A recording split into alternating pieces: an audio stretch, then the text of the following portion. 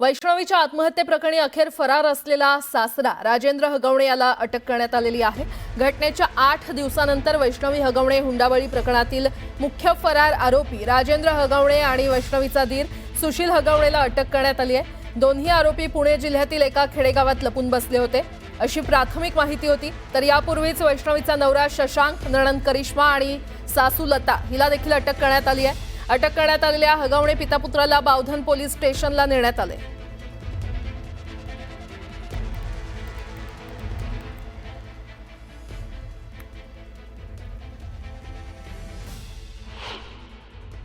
दोन आरोपी जे आहेत राजेंद्र तुकाराम हगवणे सासरा आणि सुशील राजेंद्र हगवणे दीर यांना आज पहाटे आमच्या पथकाने पुणे स्वारगेट येथून ताब्यात घेतलेलं आहे। त्यांना अटक करण्यात आलेली आहे। त्यांना माननीय न्यायालयापुढे आता PCR साठी पेश करण्यात येणार आहे। सदर गुन्हा यामध्ये वरिष्ठांच्या मार्गदर्शनाखाली अचूक दिशेने तपास सुरू आहे। सर्व पुरावे आम्ही संकलित करीत आहोत। सर्व पुरावे घेऊन योग्य कलमाखाली दोषारोप तयार करून या संपूर्ण गुन्ह्याला लॉजिकल एंडला नेऊन दोषसिद्धीसाठी नेण्यासाठी आम्ही कटिबद्ध आहोत। राजेंद्र हगवणेला 8 दिवसानंतर अटक करण्यात आली आहे। तो 8 दिवस कुठे कुठे फिरला यावर आता एक नजर टाकूयात। 17 मेला कारनं औंध रुग्णालयामध्ये मृतदेह पाहण्यासाठी तो गेला होता। त्यानंतर अटकेची शक्यता लक्षात येताच त्यानं कार बदलली।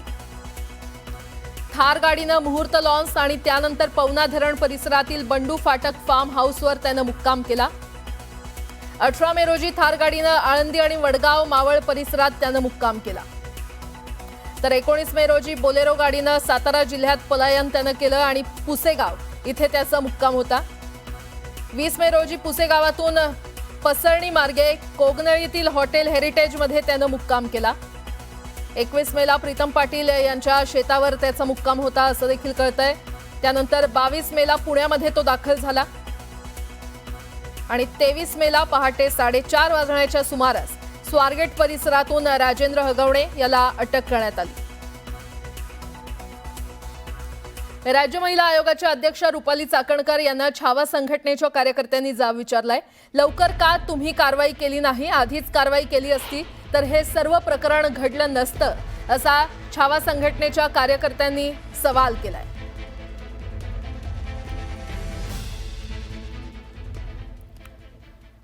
वैष्णवी हगवणे आत्महत्या प्रकरणी सासरे राजेंद्र हगवणे आणि दीर सुशील हगवणे यांना अटक करण्यात आलेली आहे। दरम्यान हगवणे कुटुंबियांची मोठी सून मयुरी हगवणे यांनी आपले पती सुशील हगवणेचा बचाव केलाय। या प्रकरणामध्ये माझ्या पतीला विनाकारण गोवलं जातंय असा आरोप त्यांनी केलाय। दरम्यान राजेंद्र हगवणेंना अनेक लोक मदत करत होती म्हणूनच त्याला अटक झाली नव्हती असं देखील त्या म्हटलंय। या प्रकरणामध्ये तुमचे पती सुशील हगवणे त्यांना देखील अटक करण्यात आलेली आहे। मात्र तुम्ही काल ज्या पद्धतीने त्यांचा बचाव करतो तुम्ही तुमचं म्हणणं होतं की त्यांच्याकडून कुठलाही त्रास तुम्हाला नव्हता। मग या प्रकरणामध्ये त्यांना गोवण्यात आलं असं काही वाटतं तुम्हाला? हो नक्कीच, कारण की आता पोलिसांमध्ये ते म्हणजे आलेलेच आहे, अटक झालेलेच आहे। तर त्यानुसार सगळे त्यांची विचारपूस केली जाईल आणि जो काही योग्य ते त्यांच्यावरती कारवाई दोघांवरती केली जाईल। कंप्लेंट घेत नव्हते महिला आयोग नाही पोलीस घेत नव्हते। तर त्यांनी त्यावेळेस सहकार्य केलं होतं की कंप्लेंट तुमची घ्यावी म्हणून, किंवा त्यांच्याशी माझं बोलणं झालं होतं की ते तुझी कंप्लेंट घेतील म्हणून। त्याच्यानंतर काही झालेलं नाही, ऍक्शन काही घेतलेली नाही। कर्वेनगर परिसरातील रहिवासी निलेश रामचंद्र चव्हाण याच्या विरोधात वाळजे पोलीस ठाण्यात गुन्हा दाखल करण्यात आलाय। कसपटे कुटुंबीय जेव्हा वैष्णवीच्या मुलाला घेण्यासाठी गेले तेव्हा निलेश चव्हाण बंदूक दाखवून धमकावल्याचा आरोप करण्यात आला होता। यानंतर कसपटे कुटुंबीय मुलाला न घेताच परतले होते। अखेर या प्रकरणात पोलिसांनी गुन्हा दाखल केलाय। आरोपीचा गेल्या काही काळापासून कसपटे कुटुंबासोबत कौटुंबिक वाद सुरू होता आणि सध्या पोलीस अधिक तपास करत असून संबंधित शस्त्र जप्त करण्याची प्रक्रिया सुरू आहे। कलम 351(3) हे शारीरिक इजा करण्याची धमकी देणाऱ्या व्यक्तीला उद्देशून असून शस्त्र कायद्याखालील कलम 30 हे बेकायदेशीर शस्त्र बाळगणे किंवा त्याचा वापर केल्याबद्दल संबंधित आहे। 19 तारखेला यातील जी कसपटे फॅमिली आहे त्याची जी दुर्दैवी महिला मयत झाली तिचा जो बच्चू आहे तो बच्चू यांच्याकडे त्या हगवणे फॅमिली दिला होता आणि ही त्यांना जेव्हा माहिती कळाली कसपटे फॅमिलीला त्यावेळेस तो त्यांचा बच्चू घेण्यासाठी निलेशच्या घरी गेले होते. त्यावेळेस निलेशने त्यांना त्याचं जे लायसन्स वेपन आहे ते दाखवून त्यांना धमकावलं होतं की तुम्ही या ठिकाणी येऊ नका, मी तुम्हाला ते बच्चू देणार नाही. त्यावरून तो काल आपल्याकडे वारजे पोलीसला गुन्हा रजिस्टर आहे. याच्यामध्ये पुढचा तपास जो आहे ते वारजे पोलीस करत आहे. हा तर सर याचा क्रिमिनल रेकॉर्ड आहे. याच्यापूर्वी 2009 ला सुद्धा याच्यावरती एक एनसी दाखल आहे. एनसीवर त्याच्यावर प्रिव्हेंटेशन सुद्धा केलेलं आहे. नंतर याच्यावरती हिंजवडी पोलीस स्टेशनला ड्रंक ड्रायव्हरचा पण एक केस दाखल आहे आणि त्याच्यावर सुद्धा त्याची पुढची प्रिव्हेंटेशन झालेली आहे. 2022 मध्ये याच्या पत्नीने, भाग्यश्री नाव आहे त्या पत्नीने, त्याच्यावरती 376-373 या कलमान्वये त्याच्यावरती गुन्हा दाखल केलेला आहे आणि त्याच्याविरुद्ध कोर्टामध्ये सुद्धा चार्जशीट पूर्वी गेलेला आहे. एकंदरीत पाहता याचे काही पास्ट क्रिमिनल रेकॉर्ड आपल्या रेकॉर्डवर दिसून येत आहे. वैष्णवी हगवणेच्या मृत्यू प्रकरणानंतर आता घडामोडींना वेग आलेला आहे. वैष्णवीच्या मृत्यूच्या दुसऱ्याच दिवशी सासऱ्यानं एका हॉटेलमध्ये जाऊन जेवणावर ताव मारल्याचा व्हिडिओ समोर आलाय. वैष्णवीच्या सासऱ्यांच्या कुटुंबातील निर्लज्जपणाचा कळस दिसून येतोय. राज्यभरात या घटनेमुळे हळहळ व्यक्त होते. मात्र दुसरीकडे राजेंद्र हगवणे चक्क मटणावर ताव मारत असल्याचा व्हिडिओ व्हायरल झाला असल्यानं तीव्र संताप व्यक्त करण्यात येतोय.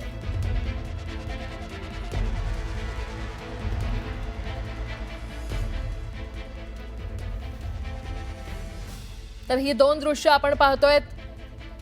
जेव्हा वैष्णवी हगवणे हिनं आत्महत्या केली त्याच्या दुसऱ्याच दिवशी कशा प्रकारे राजेंद्र हगवणे हा मटण पार्टी करत होता एका हॉटेलमध्ये त्याच्या मित्रांसह. तर दुसरीकडे राजेंद्र हगवणे याला आज सकाळी अटक करण्यात आलेली आहे. त्याच्यासह सुशील हगवणे म्हणजे वैष्णवी हगवणे हिचा दीर याला देखील अटक करण्यात आली आहे.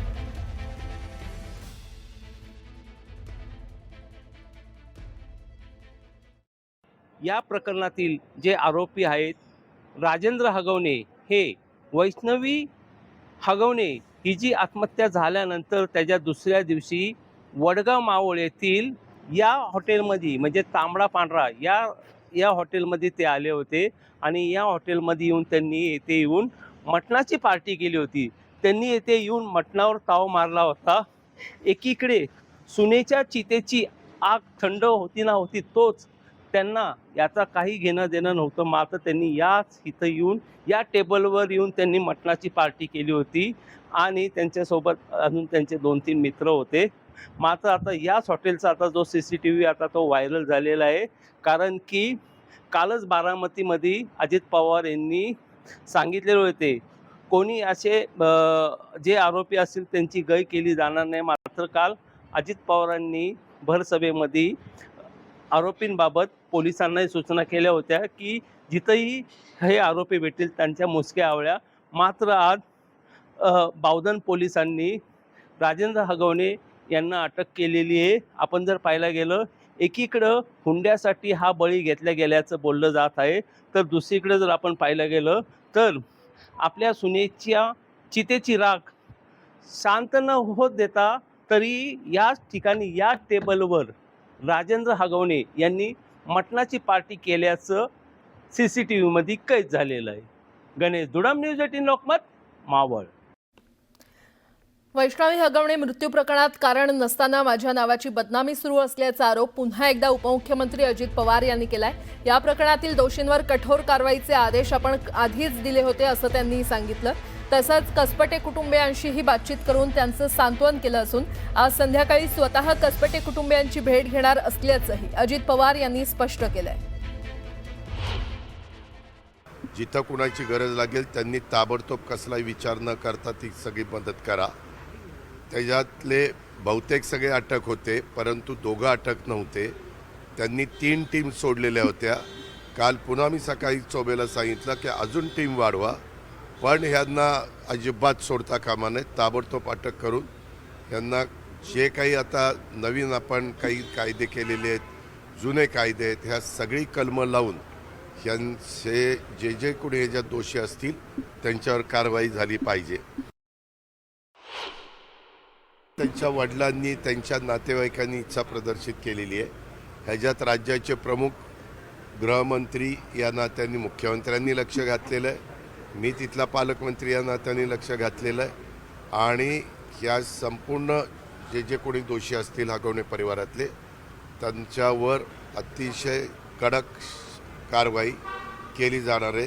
त्यांना कुठल्याही पद्धतीनं त्यामध्ये कुठली कमतरता ठेवली जाणार नाही अशा पद्धतीची काळजी पोलीस खातं घेतं आहे, आम्ही सगळेच घेतो आहे आणि मी पूर्णपणे कसपटे परिवाराच्या बरोबर त्याच्यामध्ये आहे.